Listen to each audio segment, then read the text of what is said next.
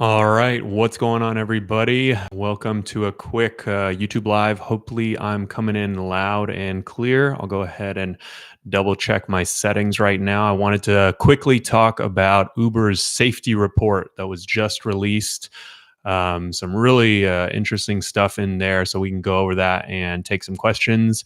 If you guys are watching live, you should be able to leave a comment in the live chat and ask me any questions that you might have. If you're watching after the fact, you can watch the live chat and see what people are asking, but of course, you won't be able to participate. And you could leave a comment though down at the bottom, and I will respond as soon as I see that. So you may have actually gotten an email from Uber just now. I think they sent it out to most drivers at around, it looks like 3:50. I didn't see it in my email inbox yet when I checked it. So if you don't have it yet, you may be getting it later.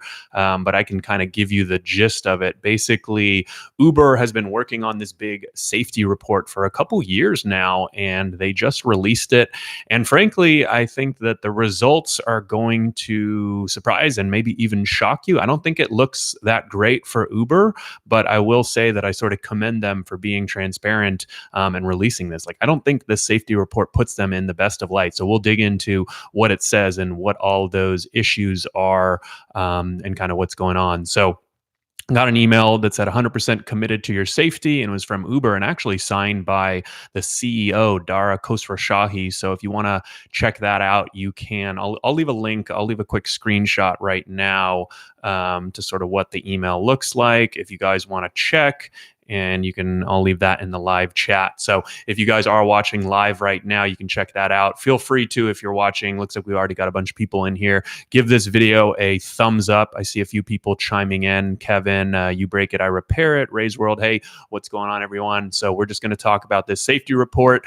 You guys may have seen the news is sort of blowing up right now about this safety report, and I'm going to give you kind of the high level details, and then I'm sure we'll learn more about it later. But basically, Uber went and studied for 2 years everything to do with safety, and they're sort of releasing this report on their own. I think most companies don't really do stuff like this, and kind of what you may already, and kind of like one point that I always try to make whenever the media loves to harp on these issues around passenger safety and drivers behaving badly, but I've always said that I feel like it's actually a lot less safe to be a driver than it is to be a rider. I mean, if you look at the statistics, like driving a New York City taxi cab is actually one of the most dangerous jobs, according to the Bureau of Labor Statistics, the BLS, right? I mean, there's a reason why when you get into most cabs, there's a plexiglass window there. You're picking up drunk people, and oftentimes, that it's not that hard to create a fake account as a rider. So I think that drivers have sort of always known that it's somewhat of an unsafe job, and you kind of have to be smart about it. It's one of the reasons why I recommend, after a phone mount, having a dash cam is super important, just to record anything outside, if you get into an accident or whatever, but also inside. And what I found that a dash cam does with passengers, it actually prevents bad behavior. So that's one thing that I really will just say off the bat. Uber right now, they're testing recording audio and video, but I definitely think that you want a dash cam. So 187 says dash cam.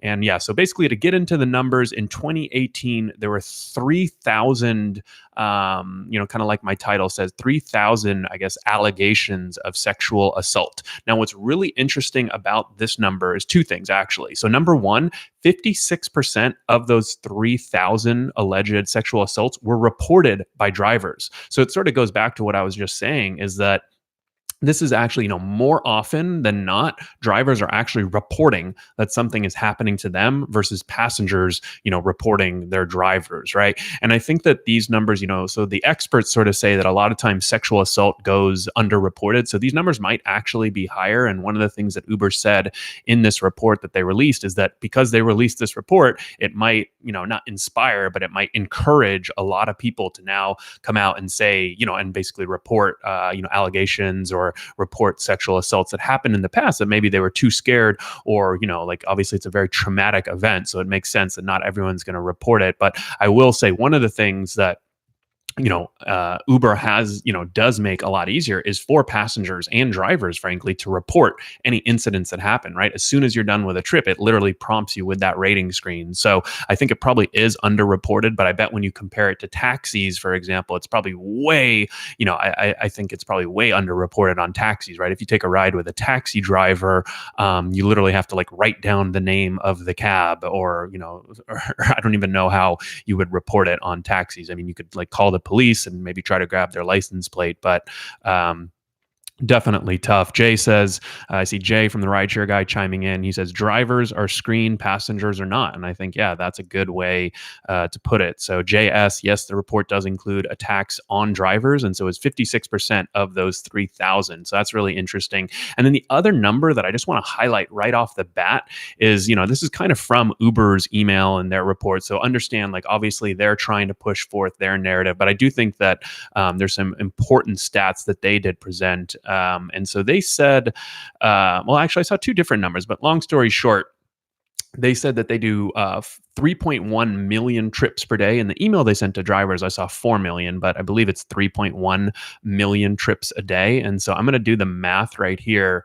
If there's 3,000 incidents and you have 3.1 million trips a day and 365 days a year, so if you do 3,000 divided by 3.1 million times 365, you get 0.000026. So that's 0.0003%. Sorry, I'm just making sure I'm doing the math right here. So percentage wise, it's actually 0.0003%. So that's three zeros and then a three, right? Which is basically to say extremely, extremely low. If you kind of translate that into, how many of rides go off without a hitch, that's 99.9997% of rides are fine, right? A lot of times people say, oh, 99.9% of rides, nothing happens. This is actually 99.9997%. So just to kind of put things in perspective, I mean, obviously, I think Dara said this in the email and a few tweets that he sent out is that no number of sexual assaults is a good number. One is too many. But I mean, let's also be realistic, right? If you're providing a service where you're going around picking up drunk people and it's in this intimate setting in a car, like obviously things are going to go wrong. I think it's more important to look at, are they doing enough to, prevent those things from happening, right? How easy are they making it? So that's kind of what I would say there. Ray's World says those are the numbers that are reported. Many are not reported. That's a good point. So that's, a very low number percentage wise, but obviously there are definitely, many probably that go unreported. But I think that it's important. Like, of course, I saw lots of articles that really kind of like grab that 3,000 number headline, which like they should. I mean, hey, I titled this video 3,000 sexual allegations, but I think it's important just to put that number in perspective, right? Is it 3,000 out of 30,000 or is it 3,000 out of 3 million? Just so we're kind of talking. Jackson, good to see you. He says, good news, so few rider complaints. Dave, the Uber slave, is in here. He's got a great YouTube channel if you guys want to go check that out. I know he's a big fan of the dash cams. Got to catch those minors trying to get into his car so he can kick them out. He says, I've only been sexually assaulted twice as a driver. What am I doing wrong? Should have been way more. Let's see. Kyle says, so what kind of liability does ride sharing companies have with misconduct from drivers? Well, I mean, frankly, I think in a lot of these scenarios where a rider is, as alleging sexual assault, like they may want legal action from the driver. But as far as, so you may have, I wouldn't say that there's like, I guess that's the legal liability for drivers, right? Is that you can literally like go to jail for some of this stuff if you're found guilty. But I mean, more often than not, when there's lawsuits and legal action, typically, maybe it's not sexual assault, maybe it's something else. Riders are going more after Uber or Lyft. They're not trying to sue drivers for money. They're trying to sue Uber and Lyft. So that's hopefully makes sense. Excelsior says Uber support are FOS. I don't know what that means. They never contacted me after I reported 3 times that a rider stole my mesh screen in the back seat. I gave the name of the account and Uber never reported. So that's actually a good point, is that we are sort of relying on Uber's customer service, I guess, to handle a lot of these scenarios and a lot of these situations and maybe tell what was a serious incident and what isn't. I do know, to Uber, to not to Uber's credit, they do have a safety incident report team or something like that that is basically handles these elevated situations of customer service. But I don't know for sure if that, you still have to kind of go to that first level rep. And if you guys know that you've all dealt with Uber and Lyft's customer service, it's not the greatest. So I could even imagine there's probably some reports that get missed in there. So good questions, keep them coming. We'll go for another few minutes. I just wanted to do this live stream really quickly before I have to go pick up my son from daycare. But I think this is pretty big news, and drivers are definitely going to care about it. A couple other things that I saw that was interesting.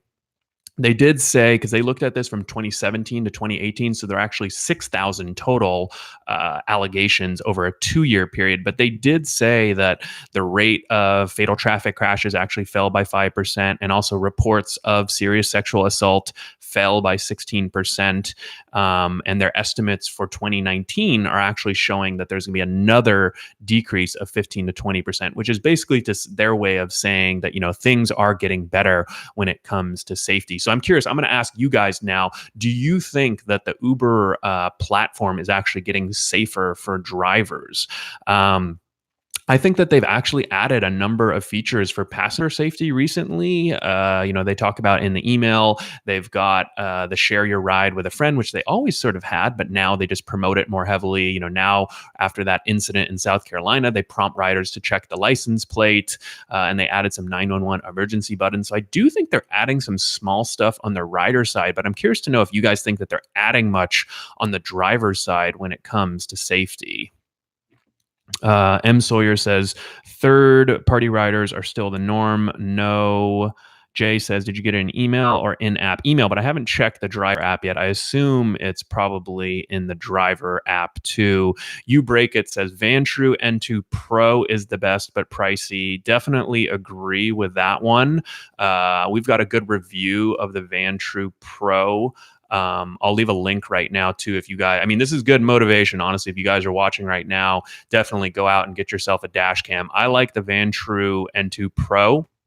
And that's the one. I actually have 2 of them. I use one in my car and one in my wife's car.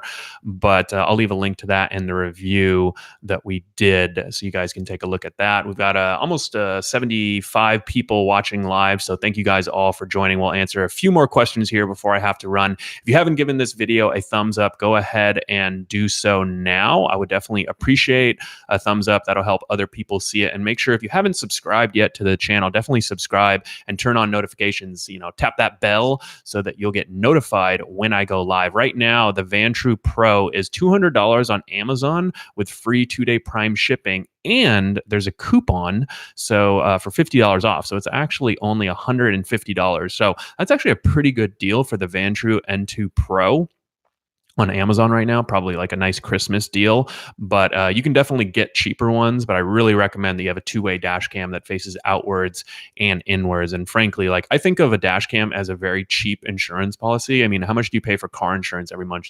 $200 a month, right? A dash cam is, the best one is basically less than that. So Jay says, I just want one that can hold about 12 hours worth of data. Yeah, you definitely want to make sure you have a memory card that can hold at least 12 hours, if not more, so that you can kind of handle that. Janine says, I only feel safer since I took your advice and got the dual dash cam. Well, I'm really happy to hear that, Janine, because, I know that I often, recommend that people do things. And honestly, I don't think most people follow through. I don't think most people are going to go buy a dash cam that don't have one right now, even though a story like this should really motivate you to do so. So I am glad that you did that. And hopefully all of you guys else will be motivated to do that. Dave says big SD cards are cheaper than ever right now for your dash cams. Totally agree. I can't remember what size I got, but it holds a ton of footage, and definitely recommend that camera. So let's see if there's anything else I want to hit on for so I sort of already mentioned that the 3,000 I guess alleged victims, obviously divided by the 3.1 million rides a day times 365 days a year, the percentage is small, but I do think that Uber can do a lot more for safety, especially on the driver's side. I think even something as simple as encouraging drivers to get dash cams, right? Like I would even say like Lyft's policies, I see these emails that Lyft sometimes send to drivers, and they're sort of like make it seem like dash cams aren't allowed. So I think that there's some simple stuff that they could do in addition to the stuff they're testing. We just did a story on the rideshare guy, which I'll pull up right now, about audio and video recording, which you guys may have seen. So this is also something Uber is testing. I'll leave a link to this in the live chat right now. You guys can take a look at that. And if you want to know more about that, Ray's World says they should supply dash cams. I agree, instead of supplying all of this other crap, they should hopefully, or at least discounts or at least recommendations, right? Hey, Uber, if you're watching, you can link to my Van True N2 Pro video review that we've done. David says Blue Sky C is a much better camera. My Van True only lasted 9 months and was slow to load on my computer. So that's actually a good idea, or that's a good reminder, because we just did a review of the Blue Sky C dash cam. Let's see if I can find it right here. And we actually did a giveaway. So if you guys won in that giveaway, congrats. I think actually a couple people didn't claim their dash cam though. So I'm going to be giving it away on my next YouTube Live, which is actually Tuesday. So you guys are giving a little heads up. I'm going to be doing another YouTube Live on Tuesday afternoon at 4 p.m. So make sure you subscribe to this channel right now. Hit that notification so that you'll know when I go live. It should be Tuesday at 4 p.m. Pacific. And we're actually going to be giving away 2 Blue Sea Sky dash cams that we had from a recent review that we did. So you guys can definitely make sure that you come to that one. If you don't have, if you're not going to buy a dash cam right now, at least show up and enter to win that one. You Break It says Uber should make passengers upload a copy of their state ID before creating a profile. That's a great idea. We actually just did a video. Joe just did a video about how to handle minors. And that was one of the things that we actually recommended, because for, I don't know if it's, let's see, is it live yet? Minors. I don't know if it's live yet, the video that Joe just did about minors, but that was one of the things we recommended, since, to ride an Uber scooter, for example, to ride one of their jump scooters, you do have to scan your ID. But it's kind of funny that, or not funny, but it's not okay that Uber doesn't make their riders scan their ID. I think that could add a whole new element. Let's see. You Break It says Van True has an 18-month warranty. That sounds pretty solid. Excelsior says Uber and Lyft don't care for their drivers. Why would they provide dash cams for drivers? Well, I mean, hey, you can always think positively or optimistically, like with this safety report. If Uber really cares about safety going forward, I think dash cams are actually a great tool to prevent a lot of this bad behavior. So this could be something that they add in the future. So we'll see what happens there.